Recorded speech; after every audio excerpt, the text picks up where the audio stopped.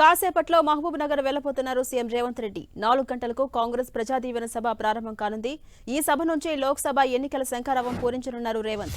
ఈ వేదిక నుంచే పాలమూరుకు వరాలు ప్రకటించే అవకాశం కూడా ఉంది. 7 అసెంబ్లీ నియోజకవర్గాల నుంచి భారీ జన సమీకరణ చేసేందుకు కాంగ్రెస్ శ్రేణులు కసరత్తు చేస్తున్నాయి.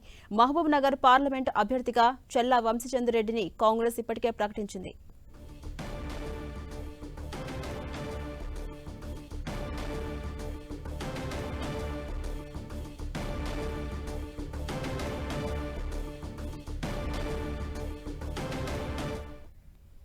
పదేళ్లలో ప్రజలను అన్ని విధాలా మోసం చేసిన బీఆర్ఎస్ కు ఓట్లు అడిగే హక్కు లేదన్నారు మహబూబ్ నగర్ కాంగ్రెస్ లోక్సభ అభ్యర్థి వంశీచంద్రెడ్డి.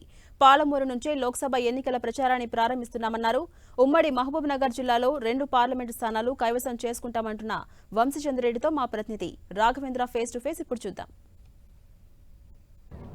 మహబూబ్నగర్ జిల్లాలో నేడు సీఎం రేవంత్ రెడ్డి పర్యటించనున్నారు. ఏదైతే జిల్లా కేంద్రం ఎంవీఎస్ కళాశాలల మైదానంలో ఏర్పాటు చేసినటువంటి ప్రజా దీవెన సభకు సీఎం రేవంత్ రెడ్డి హాజరుగానున్నారు. సీఎం రేవంత్ రెడ్డితో పాటు రాష్ట్ర నాయకత్వం అదేవిధంగా జిల్లాకు సంబంధించినటువంటి కాంగ్రెస్ శ్రేణులంతా కూడా హాజరయ్యే అవకాశం ఉంటుంది.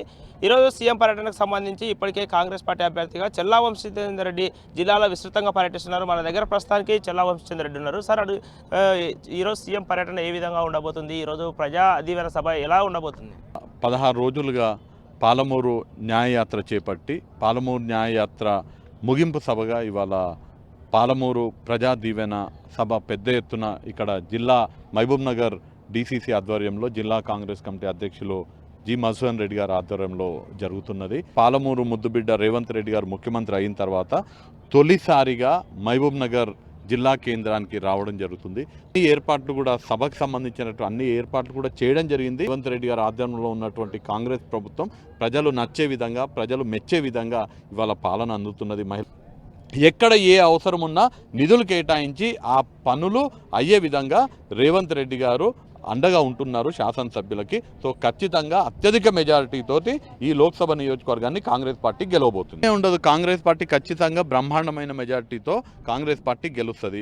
బీఆర్ఎస్ పార్టీ సిట్టింగ్ ఎంపీకి అవకాశం ఇచ్చినట్టున్నారు. మీరు వెళ్ళి అడగండి ప్రజలని. ఇవాళ మహబూబ్ నగర్కి ఎంపీ ఎవరు అని 100 మందిని అడగండి, వాళ్ళు ఏం చెప్తారో సమాధానం వినండి. ఆ ఊరికి వచ్చి బీజేపీ వాళ్ళు ఓట్లు అడగకూడదు.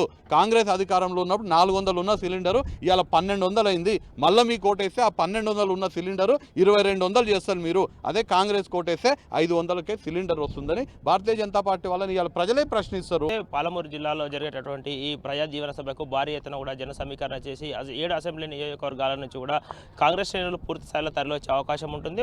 సీఎంగా మొదటిసారి జిల్లా కేంద్రానికి రానున్నటువంటి నేపథ్యంలోనూ రేవంత్ రెడ్డికి పూర్తి స్థాయిలోనూ మద్దతు తెలుపుతారు పాలమూరు ప్రజలని చెప్పేసి ఇక్కడ తెలపడం జరుగుతుంది. ఇది ఇక్కడ ఉన్నటువంటి తాజా అప్డేట్. కెమెరామెన్ లక్ష్మణ్తో రాఘవేంద్ర, 10 టీవీ, మహబూబ్నగర్.